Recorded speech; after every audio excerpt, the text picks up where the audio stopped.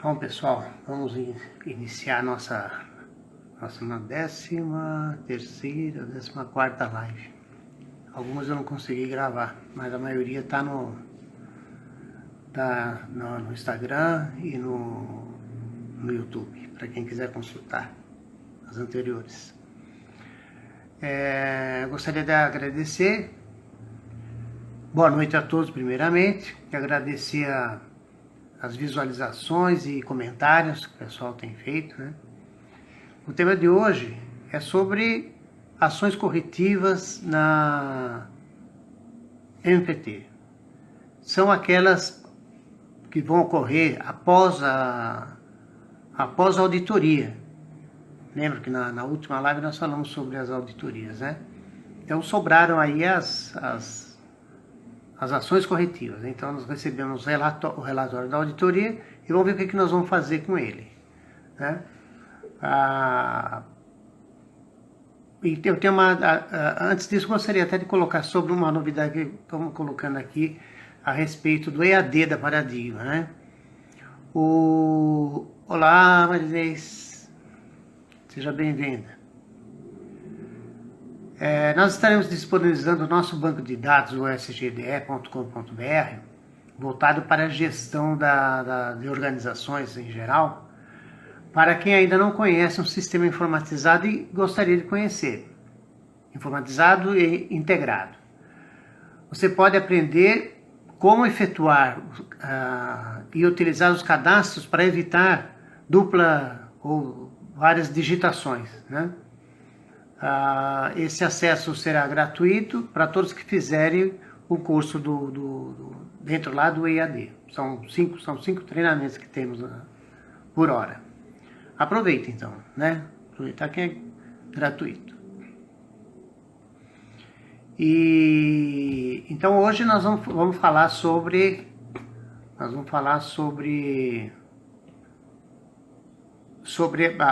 ações corretivas após a auditoria, né? Após a auditoria da manutenção. Então vamos dar uma olhadinha no fluxograma, só para ver onde ele se localiza, né? Então tá aí o fluxograma mesmo que eu apresentei na semana passada. Então temos aqui, ó, a parte de auditoria, né? As auditorias. Em seguida, a divulgação, nós já falamos sobre a divulgação também numa live anterior. Em seguida, aqui a implementação das ações, né? Implementação das ações corretivas, pontos de melhoria e reciclagem no caso de treinamento. Então nós vamos falar sobre isso. Antes de começar, vamos falar sobre uma questão de terminologia, porque a auditoria tem muitos termos assim que a gente conhece esses termos. Quem já está ambientado com questão de auditoria já tem conhecimento de todos esses termos. Mas quem está iniciando agora, conhecendo agora essa parte de manutenção e de auditoria, então é bom a gente fazer uma revisão aqui da terminologia. Então, nós vamos encontrar aqui uns termos assim como não conformidade ou o efeito provocado por uma causa, né? Todo efeito tem uma causa relacionada.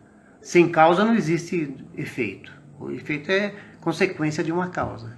Então, não atendimento a um ou mais requisitos especificados. Então, você tem lá os requisitos especificados em uma determinada situação e ele não está sendo atendido. Então, agora o porquê a gente vai descobrir com o tempo lá nas ações corretivas, que a gente vai descobrir por que acontece isso, né? Eu vou mostrar aqui a listinha. Ela vai ficar disponível na live, né? Então nós temos lá as não conformidades ou efeito provocado por uma causa. Depois, causas potenciais de não conformidade. Então nós temos, quando a gente vai falar de ação corretiva, a gente tem que descobrir causas potenciais daquela não conformidade. Então são supostas causas que poderiam ter provocado o efeito indesejável. né? Que seria o efeito indesejável, né? E isso daí é um exercício, né? É um exercício que tem, às vezes até tem pessoas que têm dificuldade de fazer isso, porque quer encontrar a resposta na primeira coisa que vem na cabeça, assim, a causa é essa. E a gente sabe que nem sempre isso acontece. Inclusive, vamos dizer, hoje nós estamos analisando uma não conformidade e detectamos, discutindo e conversando, nós chegamos à conclusão de que é uma determinada causa. Tá bom, essa é a primeira, né? Então, aí nós vamos ver na sequência, vai aparecer isso daí também. Aí você vai pegar aquela causa e achando que aquela causa é a causa definitiva, né? E nem sempre isso acontece. Tem ação corretiva que você, na primeira causa, você já mata a charada e está resolvido o problema. Toma a ação para eliminar aquela causa, né? Para evitar a reincidência, né? E está resolvido o problema. Agora tem outras que depois de uma semana, 15 dias, que você volta para aquela ação corretiva e você vê que você escolheu uma causa que não é aquela causa, na verdade não é aquela causa. Aí é uma outra causa que você ainda não tinha nem pensado.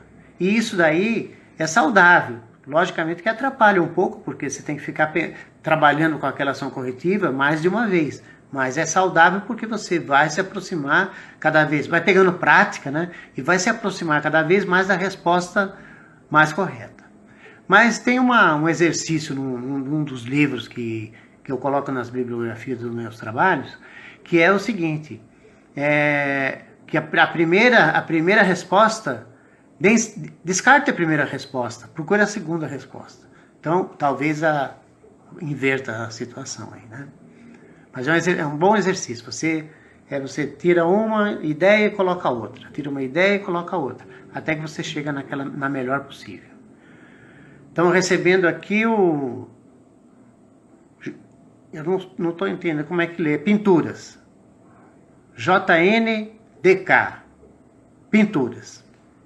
Seja bem-vindo. Obrigado pela participação. Então nós já vimos lá a causa da não conformidade. Vamos ver a lista. Voltar para a lista.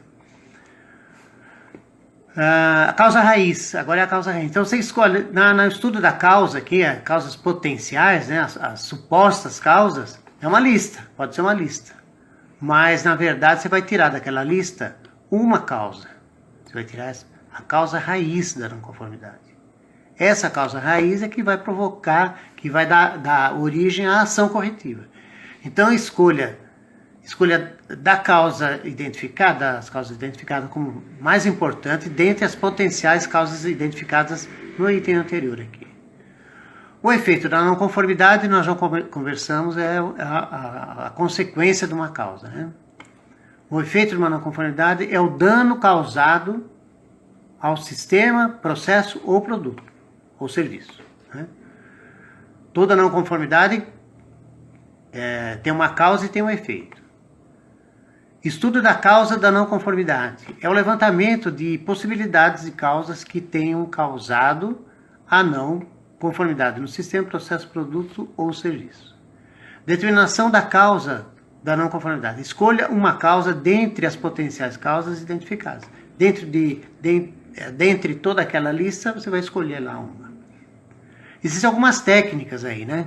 Então nós vamos ver aqui o diagrama de Ishikawa ou espinha de peixe. Que deu o diagrama de Ishikawa? Aqui. Opa. O diagrama de Ishikawa, espinha de peixe ou diagrama de causa e efeito. Esses nomes assim, várias palavras com o mesmo significado, causam muita confusão quando a gente está conversando sobre um determinado assunto, né? Tanto um como o outro são, na verdade, o mesmo. É o formato de uma espinha de peixe. Eu vou usar, inclusive, no exercício aí no final da live. Vamos apresentar uma espinha de peixe para ter uma ideia. É uma imagem, né, com uma espinha de peixe. Mas o diagrama de Ishikawa é a mesma coisa e o diagrama de causa e efeito é a mesma coisa. São métodos organizados para facilitar a identificação das potenciais causas do efeito da não conformidade. Tem uma outra técnica, os 5 porquês. Os 5 porquês, ele é um método também de identificar, assim, rapidamente as possíveis causas da não conformidade, por meio de questionamento contínuo de porquês, até chegar a uma possível causa. Então, a gente fala em 5 porquês, mas às vezes termina com 2, com 3, com 5, às vezes 5 não é suficiente. Você fala, por que isso, por que aquilo, por que o outro, por que não sei o que, pá, até chegar onde não tem mais porquê, né? É na origem. Ação de controle são atividades que são desenvolvidas para confirmar a efetividade das mesmas, ou seja, se foram realizadas. Então nós vamos definir ações, né? E ação de controle é uma verificação, né? Se essas atividades são desenvolvidas de acordo. Nós vamos ver em detalhes, na prática mesmo. Brainstorming. Brainstorming é o método mais simples que tem. É aquele que você reúne uma equipe, né? Ali no posto de trabalho mesmo, não vai para a administração não, vai ficar ali no posto de trabalho. Então você junta a equipe ali e analisa o caso e o pessoal vai falando. Um fala uma coisa, outro fala outra, outro fala outra, né? E aí acaba saindo uma lista, e dessa lista também você vai escolher aquela que mais tem mais possibilidade de ser a verdadeira causa. E por fim, a eficácia da ação de controle. Então, você tem as ações de controle e depois a eficácia das ações de controle.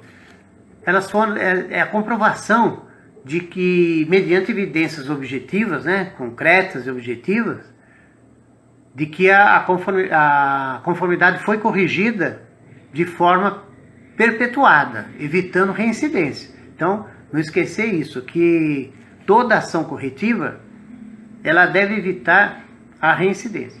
A gente fala também, um termo que já está desaparecendo, que é a ação preventiva, né? Na verdade, a ação preventiva, ela é uma ação para você antecipar, para você evitar que ela ocorra. Essa é a preventiva, que ela ocorra.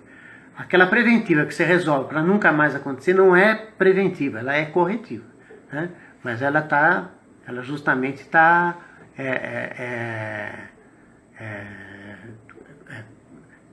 segurando todos os parâmetros conforme necessário para evitar a reincidência.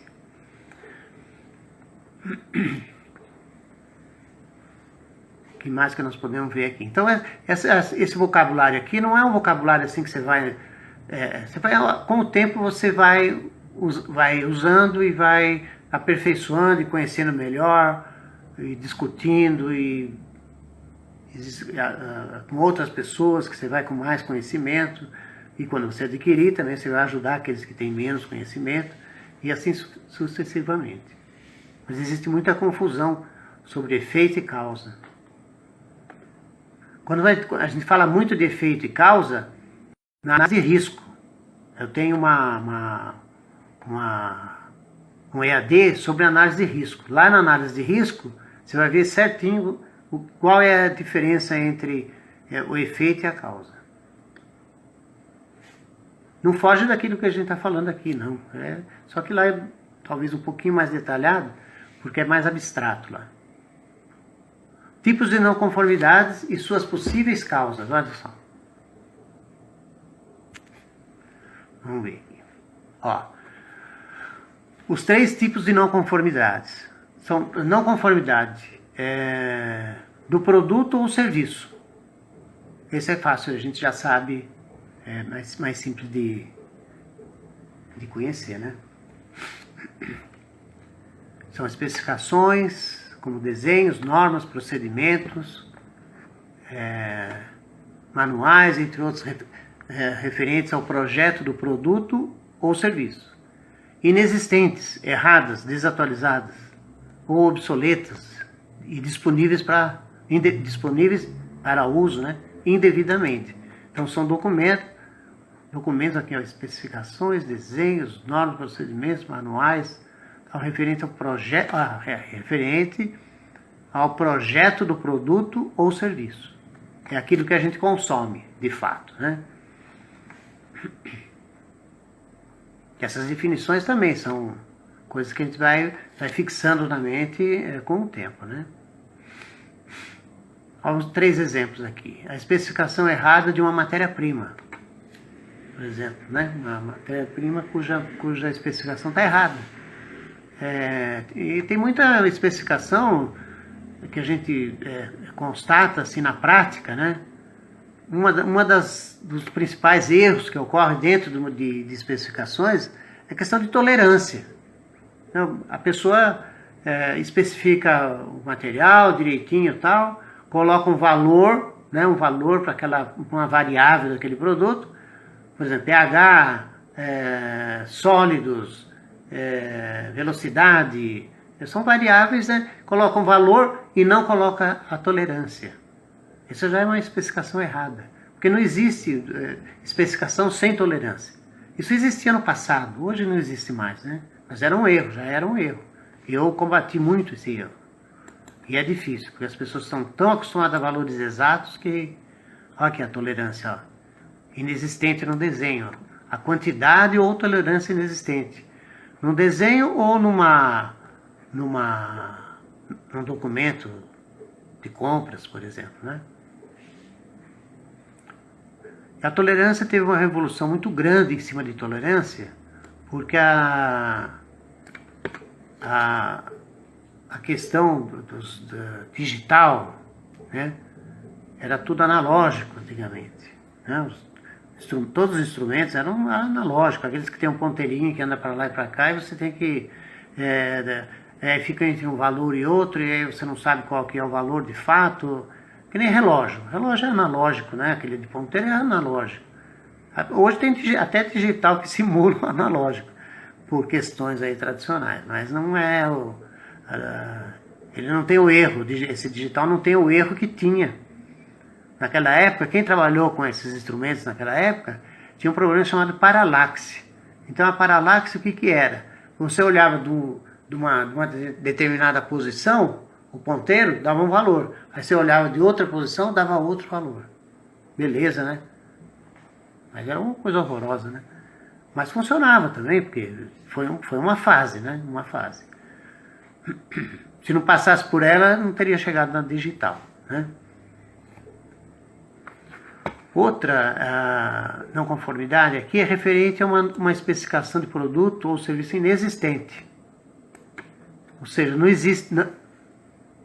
Faltou uma vírgula aqui, viu? Inexistente. Uma especificação, produto que não... Sem especificação, produto sem especificação.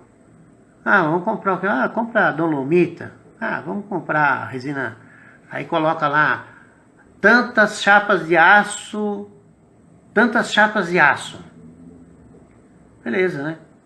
Faltou a norma SAI, faltou a espessura e tolerância, faltou o tratamento térmico dessa chapa, ou seja, praticamente é uma especificação indevida, completamente indevida.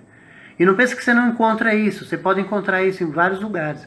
Aí você compra o material, o fornecedor entrega aquele material para você e depois você reclama, porque não era isso que eu queria uma chapa de meio milímetro, você me mandou uma de 5 milímetros.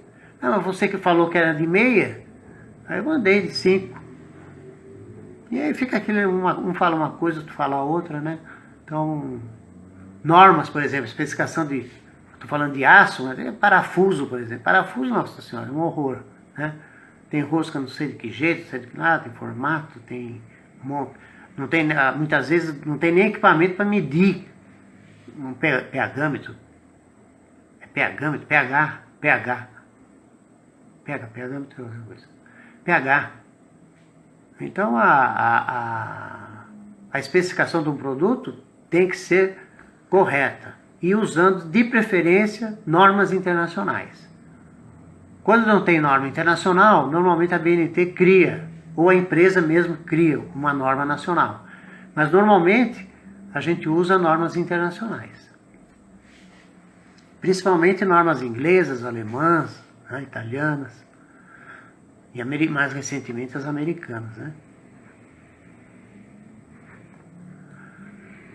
B. Tipos de não conformidade. Tipo B, não conformidades no processo do produto ou serviço. No processo da realização de um produto ou serviço. São especificações como desenhos, normas, a mesma coisa lá de cima. Especificações, desenhos, normas e tal, entre outros, referentes ao processo, ao projeto do processo. Lá em cima era o projeto do produto ou serviço. Aqui é a parte de engenharia. Aqui já é engenharia de fábrica. É processo de fábrica. É onde o produto vai ser produzido. É um projeto do processo, do produto ou serviço inexistente, errado, desatualizados, obsoletos, disponível indevidamente. Muitas vezes a engenharia, que é a parte A aqui, né, que é estabelecer especificações de produto, ela define o produto, né, define o produto, tal, e esse documento passa por revisões. E essas revisões são, muitas vezes, hoje já está ficando mais fácil, porque coloca num servidor, e todo mundo, quando precisa daquela especificação, vai lá no servidor, e a engenharia sempre troca, deixa sempre o mais atual. Mas quando era física, você mandava impressa, às vezes a engenharia mandava, e a pessoa lá desviava, ia parar na gaveta não sei de quem, e a fábrica continuava usando no processo o mesmo documento. Obsoleto, já era obsoleto, porque a engenharia mudou a especificação e a fábrica continua com o mesmo.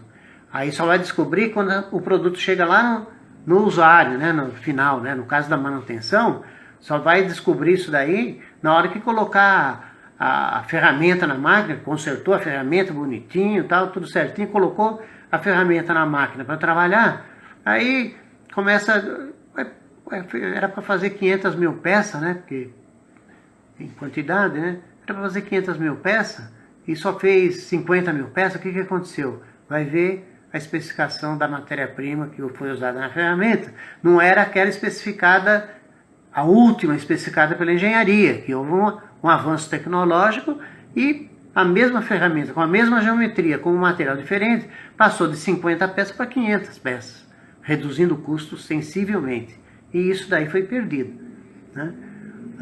Isso vale também para o cliente final, quando você faz peças e o cliente não manda o desenho, muda o projeto do desenho, do produto, mas não manda a atualização para você. Aí você continua fazendo a especificação anterior e quando chegar lá ele rejeita o produto.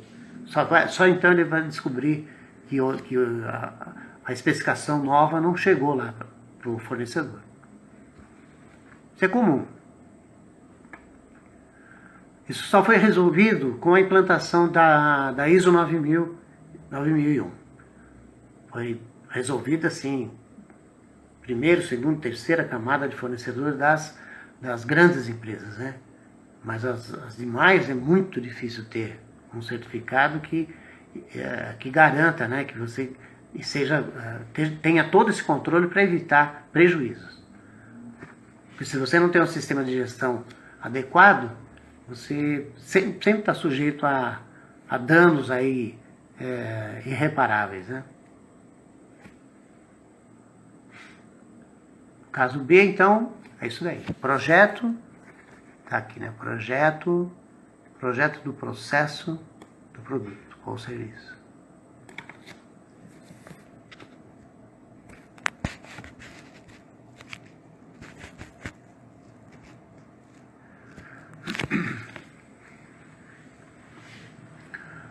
Como exemplo aqui, uma norma inexistente, mas necessária, um recurso indisponível, mas necessário, um ambiente hostil para o produto ou processo.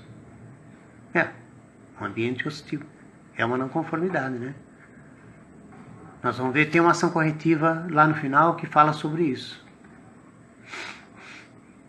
E C, é a não conformidade no sistema de gestão. O sistema de gestão é o gerenciamento da manutenção. Então, dentro do gerenciamento da manutenção, existem lá desenhos, especificações, normas, procedimentos, manuais, entre outros, referentes ao sistema de gestão da organização. Então, nós estamos falando da MPT, mas o sistema de gestão, O MPT está dentro do sistema de gestão. E o sistema de gestão é necessário para o bom funcionamento da manutenção. Inexistente, errados, desatualizados, obsoletos, disponíveis indevidamente. Eu coloquei aqui obsoletas, disponíveis indevidamente, porque existem peças de reposição. Então você tem lá na manutenção, na fábrica, você tem 3 máquinas. Uma foi comprada lá em 1980, a outra em 2020 e uma outra lá em 2021. Então, são o mesmo modelo. Só que existem pequenas diferenças entre uma máquina e outra. E às vezes você usa o desenho obsoleto. Obsoleto entre aspas, ele é de 1980, mas ele é apropriado para aquela máquina. E não foi feita nenhuma revisão e ele continua com aquele desenho lá. Mas ele fica disponível na fábrica em 1980. Quem pega aquele desenho na manutenção, fala assim, nossa, de 1980, mas aquela máquina lá é um modelo igual a outra, tal. Igual entre aspas, né? Betina. Seja bem-vinda, Betina. Estamos aqui na live.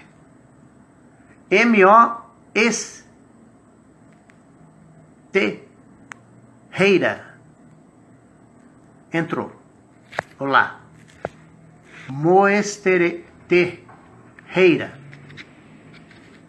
Desculpa se estou falando. Ferreira, desculpa. Desculpa se estou falando alguma coisa errada. Então nós falamos agora sobre a não conformidade do sistema de gestão, que também está presente dentro da MPT, né? Lógico, né? A MPT lembra lá desde a primeira live que eu faço, nós estamos considerando que a manutenção, o departamento, o setor de manutenção, seja lá o nome que der, aquilo ali é uma célula de produção, como se fosse uma manutenção terceirizada, né, ou uma outra empresa. E não existe mesmo. Existem empresas que fazem manutenção que você só contrata quando precisa. Né? Você não precisa ter essa manutenção dentro da fábrica. Né? Então nós falamos das manutenções, agora vamos falar da amplitude das manutenções. Ó.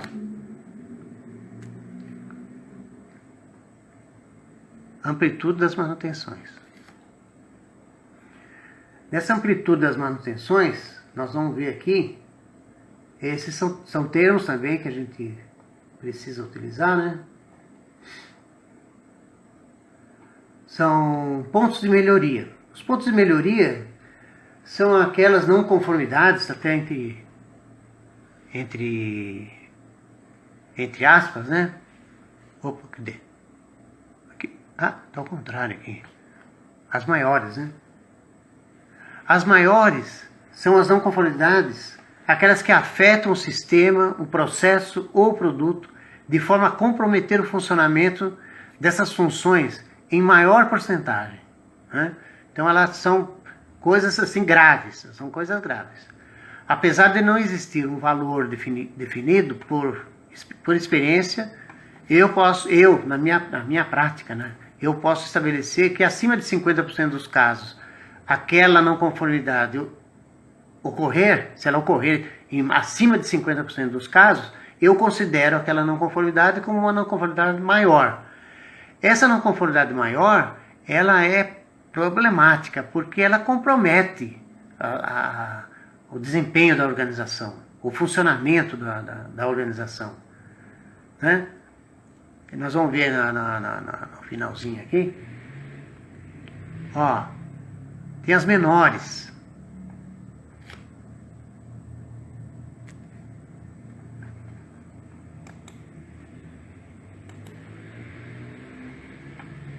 Mas só um minutinho, por favor.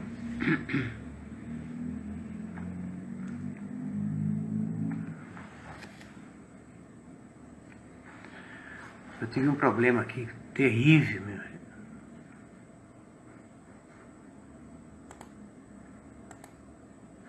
Eu tive um problema terrível aqui, que o meu arquivo inteiro desapareceu, viu? Deixa eu ver aqui. Eu percebi agora que eu estou percebendo, porque ele está... Vou atualizar ele aqui, ó.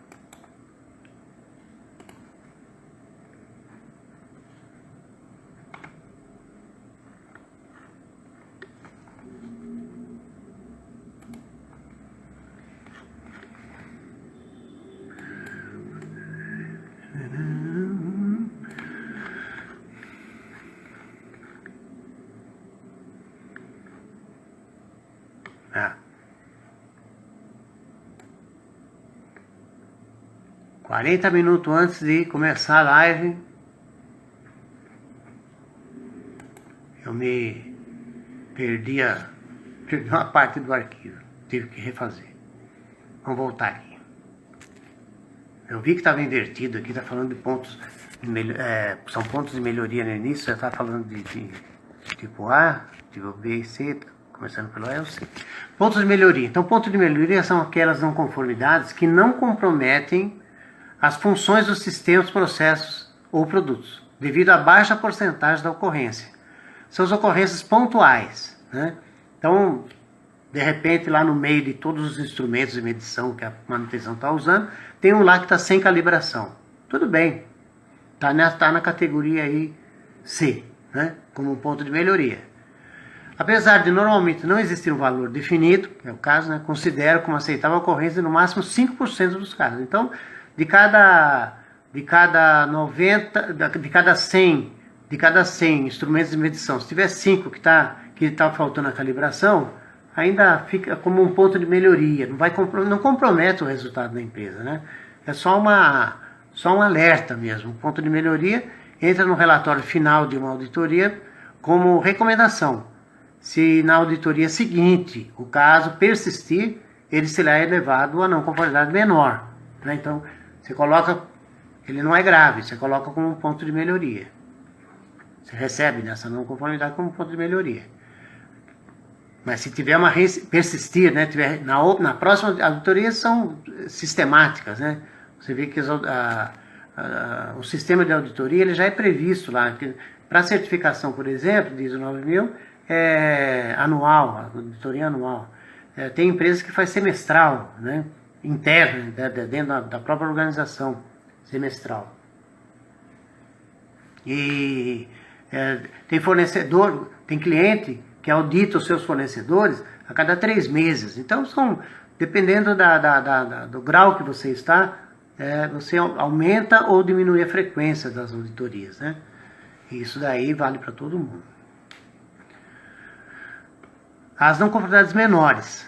As não conformidades menores, está ao contrário aqui, né? É menores aqui. As não conformidades menores são aquelas que afetam o sistema, processo ou produto de forma a comprometer o funcionamento dessas funções em menor porcentagem. Apesar de normalmente não existir um valor definido, por experiência posso eu estabelecer abaixo de 50%. Então, se tiver 100 instrumentos de medição e 50 estão fora, né, abaixo de 50, então eu considero como uma não conformidade menor. Ela já compromete, né? Então a não conformidade menor entra no relatório final da auditoria. E se na auditoria seguinte o caso persistir, aí ela passa a ter uma não conformidade. Olha lá. Vai ser uma não conformidade maior. É o alerta da B, ó. Aqui. Esses critérios assim são... Existem as certificadoras, elas têm critérios um pouco mais rigorosos, né? Então, eu não trabalho com certificação, trabalho com consultoria para preparar a empresa para certificação. Graças a Deus, as 35 que eu atendi, até hoje, todas se certificaram. E a auditoria interna ela foi feita justamente para você se preparar para a auditoria externa. É um exercício, na verdade, né? A Mois Ferreira entrou. Obrigado. Sama Sou, também entrou. Obrigado. E usar corretor também entrou. Obrigado a todos aqui. Viu? Sejam bem-vindos e obrigado pela participação, que para mim é muito importante. Para todos nós, né? As não conformidades maiores são aquelas que afetam o sistema, o processo ou o produto, de forma a comprometer o funcionamento dessas funções em maior porcentagem. Apesar de normalmente não existir um valor definido, por experiência, posso estabelecer, né? Mesma coisa, acima de 50% dos casos. Quer dizer que acima de 50% dos casos os instrumentos não estiverem calibrados, é uma não conformidade maior. A não conformidade maior entra no relatório final da auditoria. Se na auditoria seguinte o caso persistir, medidas importantes e relevantes terão a atuação da alta administração para auxiliar a resolver a questão e monitorar o caso até que ele seja resolvido, pois poderão causar danos sérios à organização. Então, a não conformidade maior é aquela que compromete o resultado da empresa. Então, imagine que mais de 50% dos instrumentos estão sem calibração, por exemplo, né? Sem calibração ou sem verificação, porque a norma ela permite calibração ou verificação. A verificação muita gente usa há muito tempo, né? Que ela é você tem uma peça padrão e utiliza essa amostra padrão, não peça, mas uma amostra padrão, e utiliza ela para verificar se o instrumento continua medindo corretamente, né? Você não é obrigado a fazer calibração, você só faz calibração quando ela sair do controle, né? E agora nós temos exemplo de ação corretiva e ponto de melhoria. Na verdade é só de ação corretiva, e tô faltando um ter, hein? Só ação corretiva, vamos ver. Há 3 casos de não conformidades de processo e os passos necessários para resolvê-las. O caso 1. Esse texto aqui em cima é o texto que o auditor vai colocar no relatório. Ele vai dizer o seguinte, olha: não há evidências de que normas para a construção do ferramental, qualquer aqui, ABX 123, estivessem sendo utilizadas. Quer dizer, não há evidência de que as normas para a construção do ferramental estivessem sendo utilizadas. Então, alguém lá, um profissional, está construindo um ferramental e não está com as normas, inclui desenhos, especificações, etc. As normas necessárias para a execução do referido trabalho não foram apresentadas. Quer dizer, o auditor chegou lá no posto de trabalho, viu o que estava acontecendo, né, e detectou que ele estava fazendo um trabalho e não tinha nenhum documento lá, não tinha um desenho, não tinha uma especificação, não tinha uma descrição, nem oficial, nem extraoficial, não tinha nada, né? Então, parece que há um problema, né? Aí, investigando um pouco melhor, ele detectou que está determinado pela organização que existam normas no local de trabalho para a execução do trabalho que estiverem sendo executados. Então, desculpa, tem uns erros de português aí, que foi justamente esse trecho aí foi o trecho que eu perdi hoje à tarde, infelizmente. Tive que refazer em 40 minutos isso. Então, olha, o caso aqui o trabalhador está construindo uma ferramenta sem a documentação necessária. E o auditor, no momento ali, pediu a documentação e elas não foram apresentadas, né?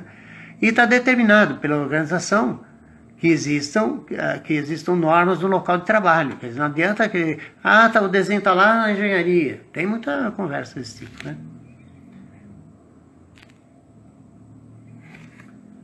Aí ele alega que está lá na engenharia o desenho. Quando eu preciso vou lá olhar.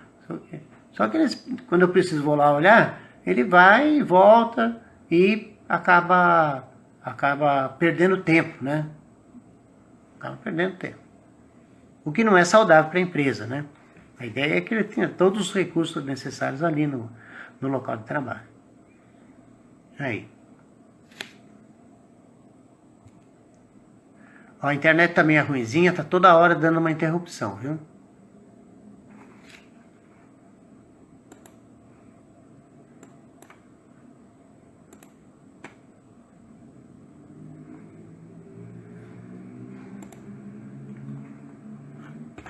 Eita. De vez em quando dá um piripaque aqui.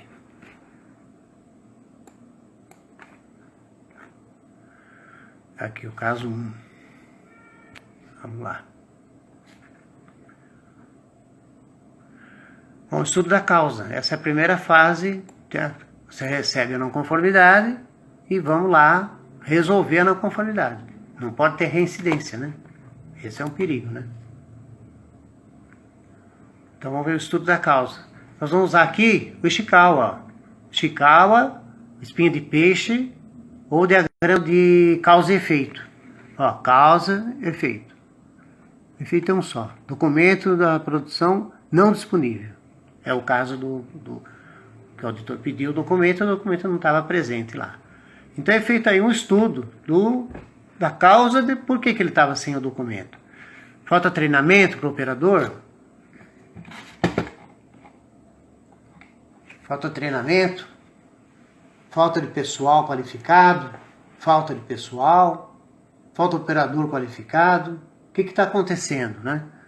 Na máquina tem o manual da máquina, não tem, parece que não tem nada a ver com o caso aí.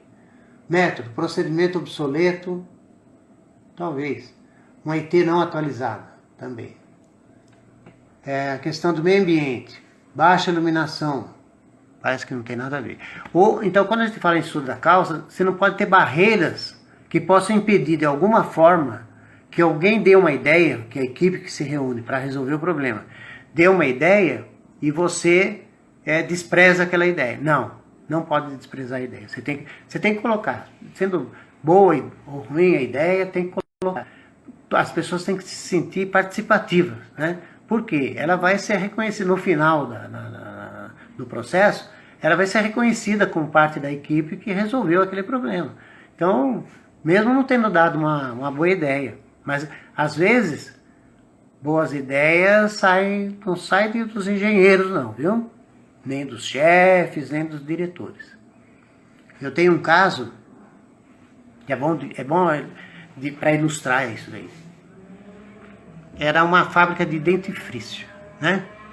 Então tinha uma máquina ali que aí o material, a pasta de dente entrava sob pressão, aí vinha o tubo, enchia o tubo e tal, botava a tampinha, já vinha impresso, tudo bonitinho, né?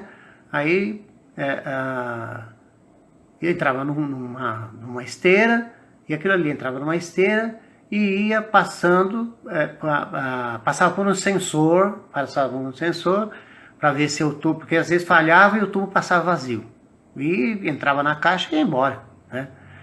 E isso daí estava causando um certo problema, porque chegava no consumidor final. Aí o dono do negócio lá, ele ia tirar os tubos de pasta de dente para vender, e lá no meio aparecia, de vez em quando aparecia um. Ele mandava para a fábrica olhava, assim, nossa, mas o que será que aconteceu, né? E ficava aquele negócio. Aí um dia resolveram desenvolver um projeto lá para acabar com esse negócio, né? Que como é que esse negócio vai passar lá E desenvolveram um equipamento, um dispositivo para verificar se tivesse um tubo vazio, que esse tubo vazio não fosse para embalagem, desviasse de caminho para não ir para embalagem, né? E desenvolveram, gastaram lá uns 2 milhões de dólares, não sei, talvez isso, né? E colocaram para funcionar. O diretor concordou, porque tinha que resolver o problema. Toda semana recebia um tubo de pasta de dente vazio que foi mandado para o cliente. Bom, aí a engenharia se reuniu, fizeram aquele projeto fantástico lá para para verificar se o tubo tinha pasta ou não, para evitar também que passasse sem pasta, né? E desenvolveram o projeto, implantaram e tal, e o assunto foi esquecido praticamente, né? Resolvido, né? Tá resolvido. O diretor, né, que assinou o cheque lá para pagar aquele projeto, ele assinou o cheque e foi embora, e ninguém mais falou no assunto, ele também ficou satisfeito, né? Bom, um determinado dia, até estava numa visita e tal, né? Lá vem o diretor, né? E chega lá na fábrica e tal, aí ele vê a máquina lá funcionando e tal, e aí pergunta, né, lá pro encarregado, o chefe, o que aconteceu, tá? Aquele projeto funcionou tudo direitinho, pelo jeito, porque eu nunca mais recebi reclamação, né? Nós gastamos muito dinheiro, mas pelo menos está resolvido o problema e tal, né? Então, olha, eu preciso explicar uma coisa para o senhor, porque na verdade aquele projeto, ele tá ali do lado ali, ó. Nossa senhora, o diretor ficou maluco, né? Porque, mas como? O que aconteceu aqui? Não estão usando o projeto? Não, sabe o que acontece? Naquela época que a gente estava negociando e tal, estava instalando o equipamento, tem uma faxineira aqui na fábrica que ela conhece bem o produto, é muito antiga, né? Conhece bem o produto e tal, não sei o quê.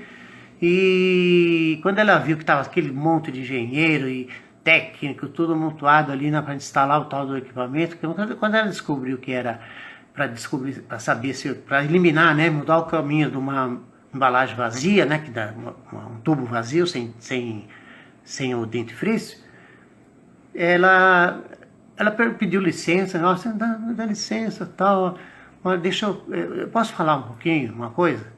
Olha, por que você não faz o seguinte? Olha, eu tenho uma ideia, né? Provavelmente ninguém riu, mas a vontade era, talvez, né? Que a faxineira lá que limpava a fábrica. Assim, olha, por que vocês não colocam aqui nesse cantinho aqui, colocam um ventilador aqui? Você, mas um ventilador? Coloca um ventiladorzinho aqui, que a hora que passar uma embalagem sem dentifrício, ele dá aquela sopradinha e joga fora joga fora da esteira que vai lá para embalagem. E foi assim que foi resolvido o problema. Quer dizer, a gente não pode menosprezar as pessoas que nem pertencem ao trabalho da gente. Só para ilustrar aí a questão das ideias, né? Voltando aqui ao nosso caso, então eles definiram a causa raiz, falta de pessoal para disponibilizar a documentação necessária em tempo hábil. Quer dizer, está faltando gente para colocar, para trocar a documentação, buscar a documentação, né? Essa foi a definição da equipe, né? A ação corretiva, o que era? Contratar um colaborador para adequar a equipe. Então, foi definida e as ações de controle é verificar se foi feita a contratação de um colaborador para adequar a equipe em 15 dias. Então, em 15 dias tem que ter um funcionário lá para ajudar. A verificação da eficácia da ação tomada é verificar a contratação de um colaborador, verificar se atendeu a necessidade da equipe em 60 dias. Quer dizer, se em 60 dias não teve mais nenhum tipo de problema, então é sinal que deu o resultado esperado, né? Aqui, ó, verificar a contratação de um colaborador, necessidade da equipe em 60 dias. Conclusão. Sendo o resultado satisfatório, concluir a ação corretiva. Caso contrário, escolher outra causa raiz e reiniciar o estudo até que a reincidência seja evitada. Então, quer dizer que dentro dos 60 dias, se aconteceu outra vez a mesma coisa, alguém trabalhando sem o documento no local de trabalho, isso significa que aquela contratação não resolveu o problema. Então, parte com uma segunda causa raiz. Um segundo caso aqui, o que está em azul aqui em cima é o que o auditor deixa, né? Olha lá. Então, não há evidências de que a capacidade do processo esteja sendo atendido conforme necessário. O processo está atuando com o CPK maior que 1,33. O valor estabelecido no contrato com o cliente e documentado na análise de viabilidade do negócio é de que a capacidade para variáveis especiais seja acima do CPK maior ou igual a 2. Encontramos uma variável, no caso do autor, encontramos uma variável do produto cascata no processo, atuando abaixo dos valores estabelecidos, que é o CPK maior ou igual a 2. Então não estava atendendo a capacidade do processo. CPK maior, só para ilustrar também, CPK maior ou igual a 2 significa que 99,9999% das peças estão dentro da engenharia. 99,9999. Talvez tenha mais um 9 aí na frente. Estuda a causa. Vou fazer aqui pelo brainstorming. Né? O brainstorming o que é? É uma lista. A documentação do processo não contém essa informação. Nunca conseguimos CPK, faltando maior ou igual a 2. Vendas aceitou o pedido impossível de ser atendido. Quer dizer, eles estavam trabalhando lá com 1,33, né? Trabalhando com 1,33. Por quê? Porque, na verdade, o processo não conseguia atingir 2. E era necessário 2, porque o cliente exigiu no contrato que seria 2. Definição da causa raiz. Vendas aceitou um pedido impossível de ser atendido. Apenas isso. Né? Ação corretiva, rever o procedimento de análise de viabilidade do negócio e publicar para todo o pessoal envolvido. Quer dizer, as pessoas têm que saber, têm que ler aquele análise de viabilidade e ver, 2 dá? Aí alguém fala assim, não dá porque não tem instrumento para medir suficiente para apresentar um CPK maior ou igual a 2. Então quer dizer, pegaram um pedido que era impossível de ser fabricado. Às vezes a máquina não consegue fazer. Não é a questão de medição, né? Ação corretiva, rever o procedimento de análise do negócio e publicar para toda pessoa envolvida. Ação de controle, verificar se foi feita a revisão do procedimento envolvido e se foi publicado para toda pessoa envolvida em 15 dias. Quer dizer, em 15 dias tinha que ser feita essa revisão, nessa documentação e divulgado. Verificar a eficácia da ação tomada. Verificar se a nova revisão do documento de viabilidade eliminou a possibilidade de reincidência em 60 dias. Então, se em 60 dias não aconteceu nenhum caso semelhante a esse, ou seja, pegar um pedido que não é possível de ser fabricado, né? Então, está ok, está encerrada. Sendo o resultado satisfatório, concluir a ação corretiva. Caso contrário, escolher outra causa raiz e reiniciar o estudo até que a reincidência seja evitada. Quer dizer, se não houve reincidência, concluir a ação corretiva, senão tem que voltar, né? Caso 3. Não há evidência de que os produtos em processo de estocagem estejam sendo protegidos contra um ambiente hostil, úmido e danoso para o produto em questão.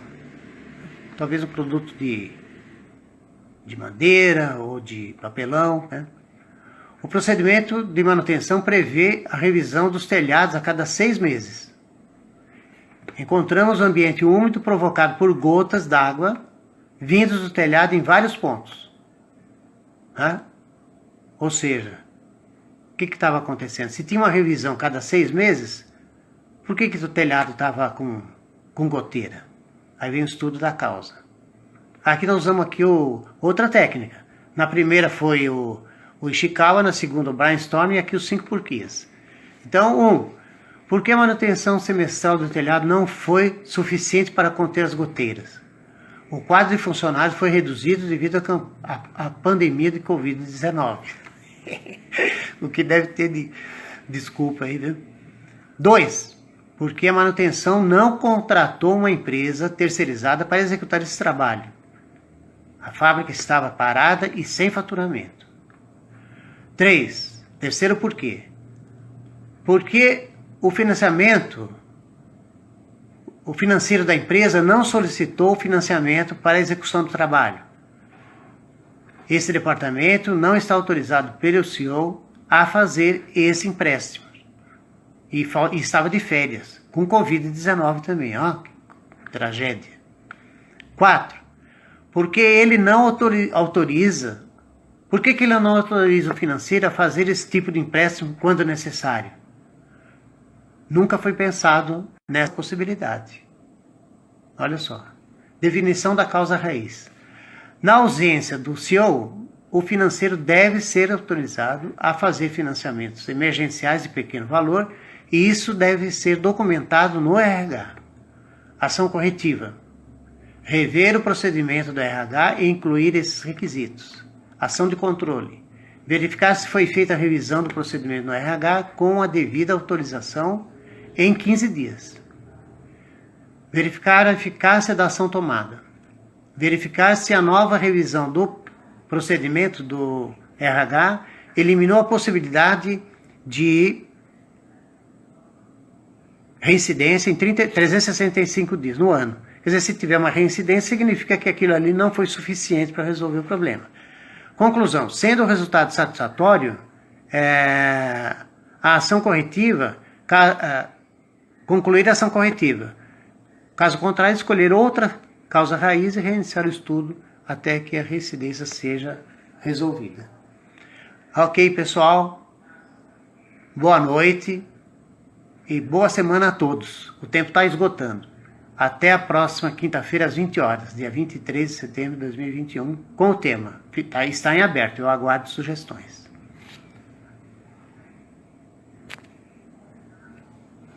Tchau, pessoal.